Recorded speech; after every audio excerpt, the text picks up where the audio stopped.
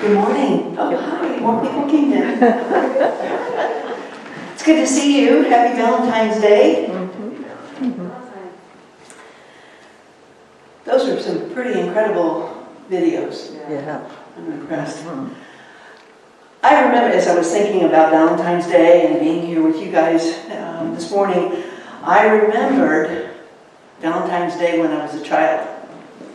And I know this is going to date me, but when I was a kid, this is back in Southern Illinois, and we moved to St. Louis when I was 10, so I was a little girl. I remembered I got so excited about Valentine's Day because it was always a school party. And the way it went, and I don't know, I can't remember if we did this with my son or not, but anyway, what we did was had a party and we exchanged Valentines. I would take a shoebox with me. It seems to me that we decorated them at school. So we'd go in with our shoeboxes and they'd cut the slit in the top, so that kids could put their Valentines in there. And then we'd decorate. That was one of my favorite parts, was decorating this box, with the doilies and the red hearts and the pink construction paper and all of that, and this beautiful box. A teacher would send home a list of all of the kids in the class. And the deal was, we sent Valentines to all of the kids. My parents would take me to the store and buy a box or boxes, depending on the number of kids, of Valentines. They came in boxes. They were all different, they weren't the same.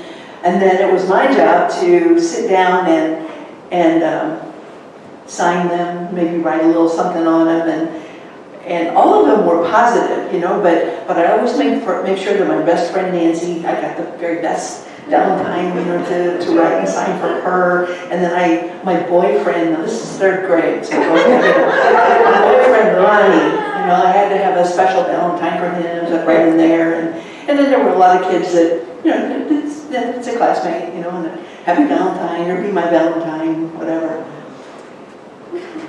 Put the Valentine in the envelope, write their name on the outside, take them to school, and then it seems to me that we were able to go around and distribute the Valentines ourselves. We put them in the boxes, and then we had refreshments, So it just was a glorious experience. I remember it was always so fun, so fun.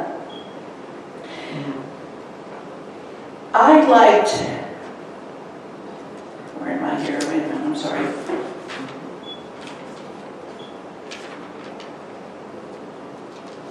Oh, here we go.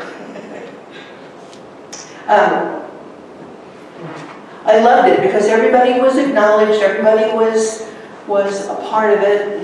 There was no, I didn't get Valentine, none of that. Everybody got one. It was wonderful. And then, as I remember that, I remember the feelings, because when you have memories, you come back and you have the feelings that went along with it too, or at least part of them. And I compared that with things the way they are today in the world, in our country particularly.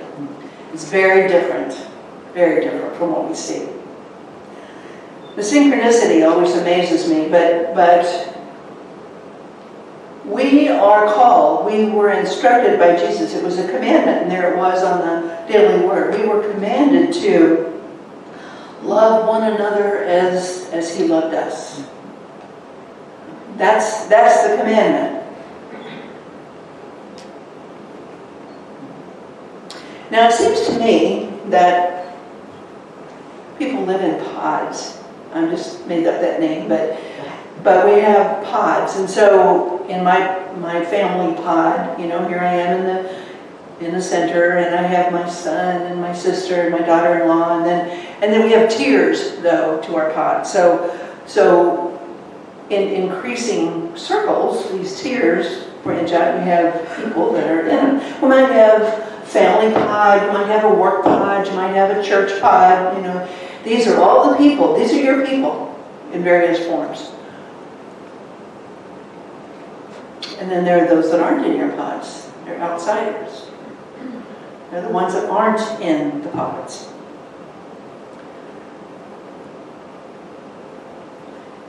Why are they not in pods? Well, there are lots of reasons. most of them deal with differences. They're different from us. Now, people tend to like to gather with other people that are like them. They look like them, they think like them. I have said from up here a number of times, we come together as like-minded spiritual people here at this gathering. We like that. We're comfortable with that. Nothing wrong with it. It just is kind of the way things are. When we live in our pods, though, and that song was such a beautiful example, when people are outside the pod, try not to see, there's just lots that go on. The differences might be any number of things. It can be race, it can be skin color, it can be religion, it can be sexual preference or orientation differences. It's anything. Because when we feel different from somebody, often we become afraid. It's kind of a fear thing. So what happens when we have outsiders, and there's a delineation. I'll bet if you thought right now you could think of someone who's outside my made-up word pod. Some of those people, the homeless on the street, don't give to the beggars. Outsiders. When we have those, when we have that in our minds, we create labels.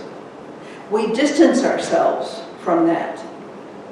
I don't want to be close. We avoid those people. And what happens? Well, there's no communication. And when there's no communication, we make up stories, about what's happening, what they've done, what they haven't done. Fear comes into play a lot, blame and shame, all kinds of stuff. There's no understanding. No understanding. How can you understand someone if you never talk to them, if you never communicate, if you're never in their presence, if you never ask them anything? And what develops is a very strong us and them mentality. Well, the task then becomes, how do we do what we've been instructed, commanded even, to love one another as Jesus has loved us? How do we do that? And I want to say just a word about love. Love one another as Jesus loved us. Now, sometimes that makes you think that you're supposed to just embrace anyone and everyone, That's not it. In our parties in grade school, I didn't have the same Valentine for everybody. It doesn't mean you treat everyone exactly the same. Okay. So, love looks different, can look different expressions of it. Let's talk more about the ways that we can be loving without being artificial, without being inauthentic. I am now contracted by UWM to do ethics work, in the reviews that happen in the ministries. And I have been participating in some of the classes that Unity is giving the transition consultants, and it's been really good. So the last two, I think, have been based on nonviolent communication. So I'm learning, more tools, more skills in being able to talk with people that are unhappy and, ask questions. At any rate, it occurred to me as I was thinking about all this that it's like there's truth coming from all these different ways. There are, it's all kind of the same message, love one another, but different. That's the what, and then now we're talking about how. How do we do that? How do we do that? So one of the things one of the people that I really, really admire, and I think you might remember, Brene Brown. I did a series here on Daring Greatly a number of years back, and I just think she's amazing. She talks about vulnerability, authenticity, shame and blame, all kinds of stuff. And so I've been doing a talk series with Farmington on the book, The Gifts of Imperfection. She says in there,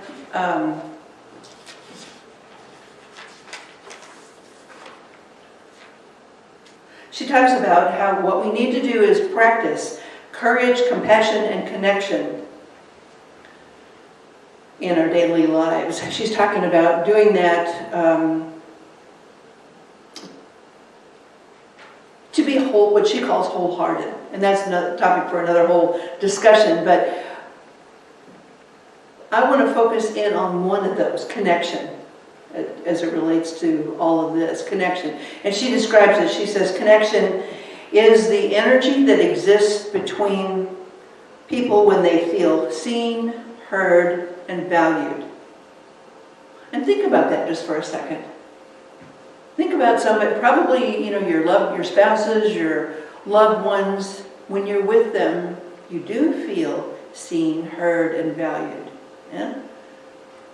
Think about a time when you didn't have that experience with someone. I remember walking into, it happened more than once, walking into a cubby back when I was in the corporate world. And even if I was expected, I'll appear at the door, do the little, there aren't doors, but you just do a little rap on the side thing. And I've had people just sit there and continue doing what they're doing, and they don't even look at you, And I'll say, hi, were you ready for me or whatever, and still, one time I was still not looking up, yeah, I'll be right with you, but I felt about this big. Did I make the wrong day? Is this the wrong time? How different it would have been when I walked up and tapped the thing for the person to look up, hopefully smile, and say, oh, you're here, I'm glad to see you. Can you sit down and can you give me just a minute to finish up this email? I would feel seen, heard, and valued. It makes such a difference. We've all seen things on listening, how it takes energy, it takes purpose to fully listen to someone.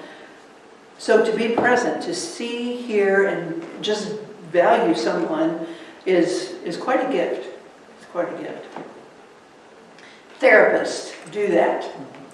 We pay people to see us, hear us, and value us. And it can be enormously helpful. That isn't a reciprocal connection. Now, she also says that we are wired for connection. When a counselor is with us, that is a connection, but it is a one-way see, hear, and value because that's their job. A really wonderful relationship and connection is when both sides are doing that. Speaking of therapists, when I was going to grad school, Carl Rogers, you've heard of Carl Rogers, and he has a model that's called the Rogerian theory, which is, again, another subject. But something that it was a prerequisite, it was that he said that he and any of his students, if they were going to do therapy or counseling with anyone, that the practitioner needed to give the client unconditional positive regard. That's a lot like being seen, heard, and valued. Unconditional positive regard. So no matter what the client came in, could be a murderer, could be a rapist, could be a child molester, sometimes you have to get ready. You have to do what you need to do to put aside your own beliefs and values and so forth, to be present, to have unconditional positive regard with the client. But it can be done. I've done it. And I've never counseled a therapist a murderer or a rapist. But sometimes people who believe very differently than me, I was able to be with them in that regard. But it's a wonderful way to treat people, unconditional positive regard. These things are ways that we can fashion our thinking, that we can set ourselves up to be loving toward our fellow human beings. Don Miguel Ruiz now begins to tell us what we can do the 4 agreements. And I've done those here too. So the second one, which always has the most energy for me, is don't take anything personally. What do you mean? I've got all this evidence. Let me tell you about what she said and what he did. No, don't take anything personally. The point that he's making is that each of us has our own values, beliefs, experiences, thoughts, and so when we do anything, when we say anything, it's from that perspective. So it's not about whoever, somebody says, "Oh, I love your shirt." It's not about me. It's about the preferences of the person. It just happens that in that case, we both seem to like the same thing, but it's not me. Don't take it personally, good or bad. Good or bad. Gary Simmons, a Unity minister, in his book Eye of the Storm, has the same thing. He says right at the beginning, he says, "No one and no thing is against me." Again, that's your ego wants to bring up a whole lot of reasons why that can't be true. But it isn't. It's for the same reasons. We all have our own experiences, beliefs, values, thoughts, and that's what's operating.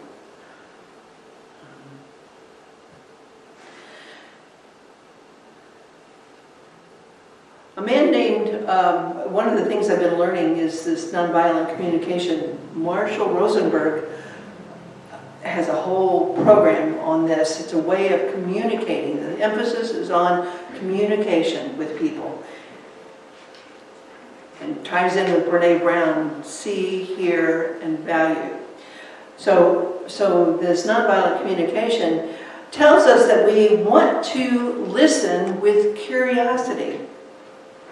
So we're not listening so that we can form our response, our answer, our comeback. We're listening with curiosity. We really want to be with that person. Find out what they're thinking. What's important to them. We listen with curiosity and we listen for understanding.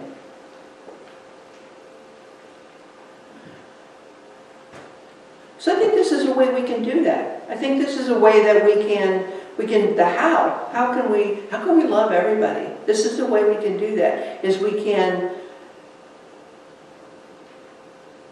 see, hear, and value. Listen. Be willing to step up. The compassion that Brene Brown talks about is when you are able to be with someone, feel their pain, and not try to fix it. That's compassion. Then there's one piece that I think is very important that we talk about, and that is that we need to love ourselves. So the commandment we've been talking about is love one another as I have loved you. But Jesus also said, this is the greatest commandment. Love God with all your heart, mind, spirit.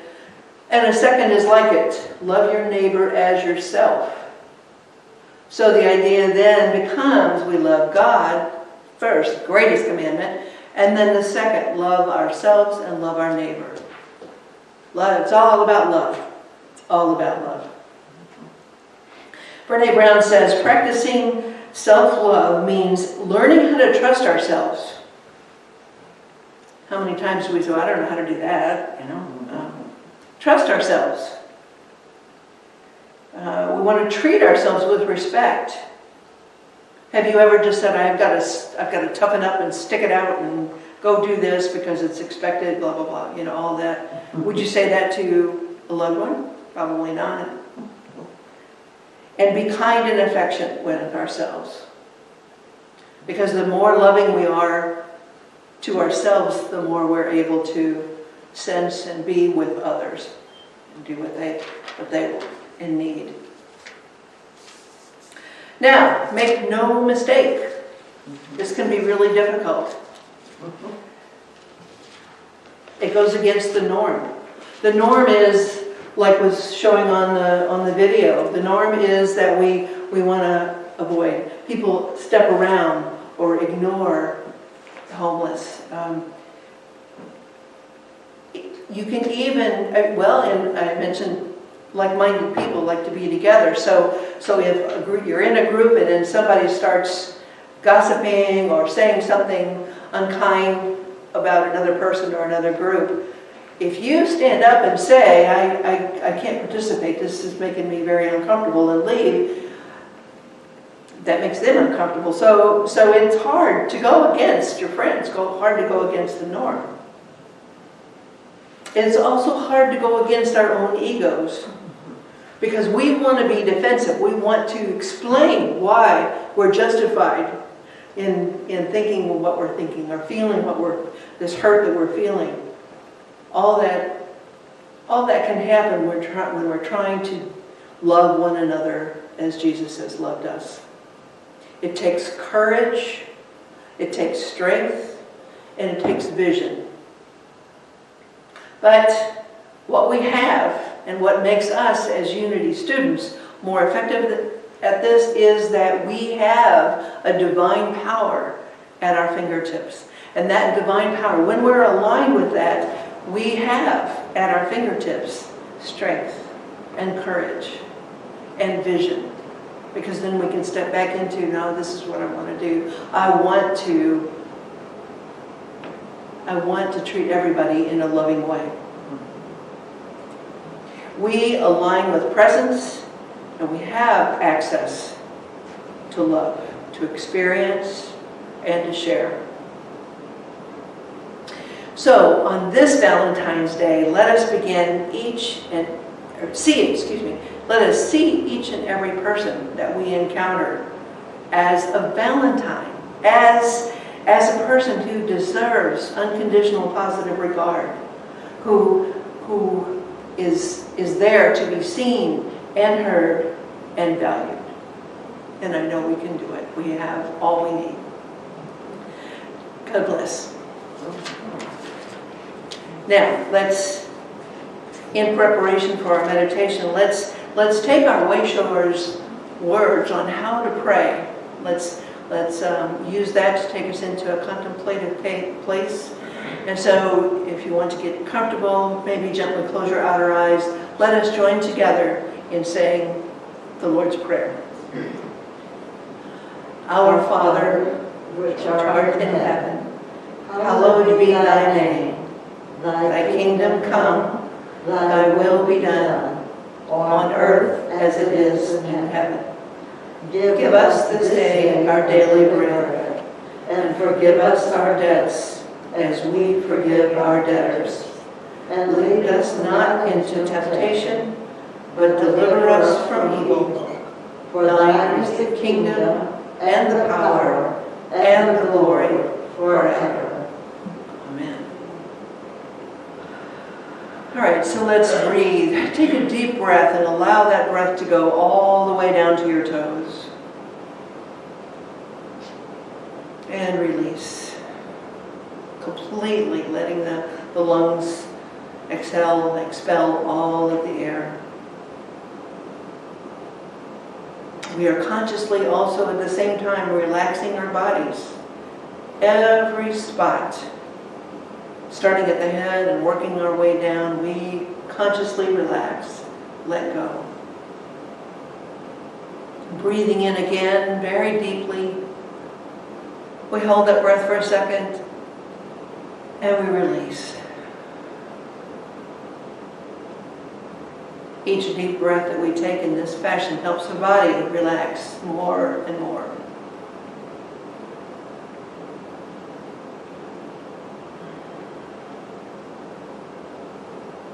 In this stillness, in this silence, and as we purposely bring our attention, our energy deep within, we find ourselves in that sacred place, that sacred space of silence that is our connection with the all, with presence, source, God, whatever name you want to choose to use. It is our connection point, our alignment with that presence.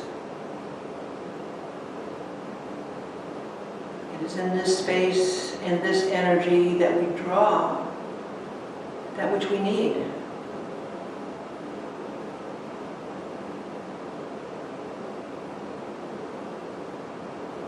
This has been a challenging year in so many ways. Even the weather has caused some challenges lately. Extreme cold.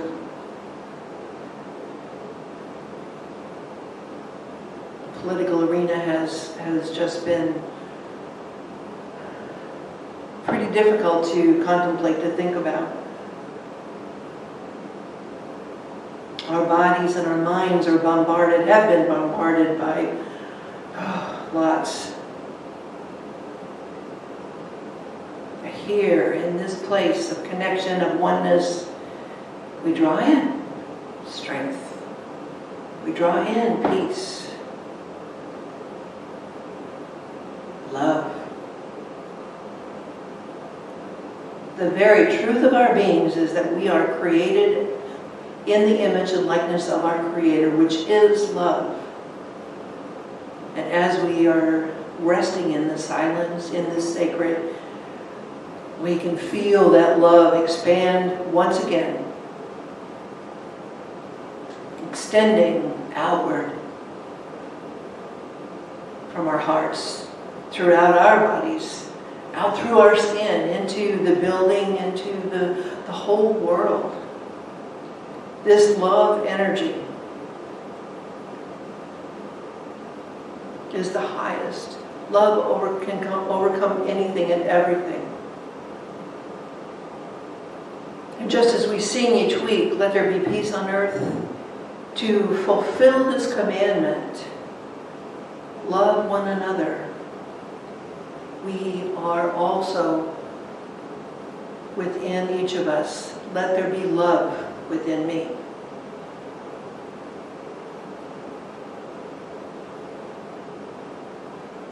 And as we think about our experiences, our outer world, our acquaintances, our friends, our families, I invite you just mentally to image them with any boundaries, any pods, any lines of demarcation gone, erased.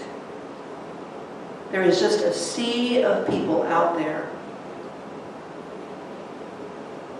worthy because they are Christ creations also. We separate the behaviors from the people. The behaviors we might hate, we might despise, but the people often are doing the best they can. They may be misguided, they may be any number of things, but the people, we are charged, commanded to love one another. And that becomes our vision, that becomes our quest.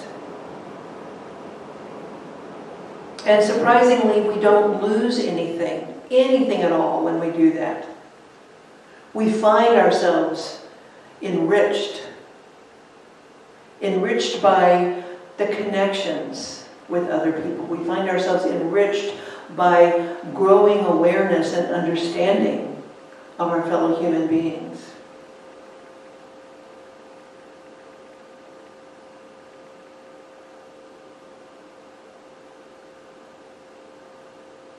We are love.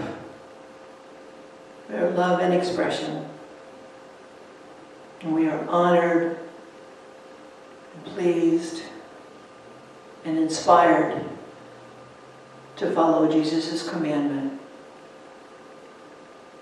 in all that we say, all that we do, and we are richly blessed. So in deep, deep gratitude and in deep, deep love, we say thank you, thank you, thank you, God. And so it is. Amen.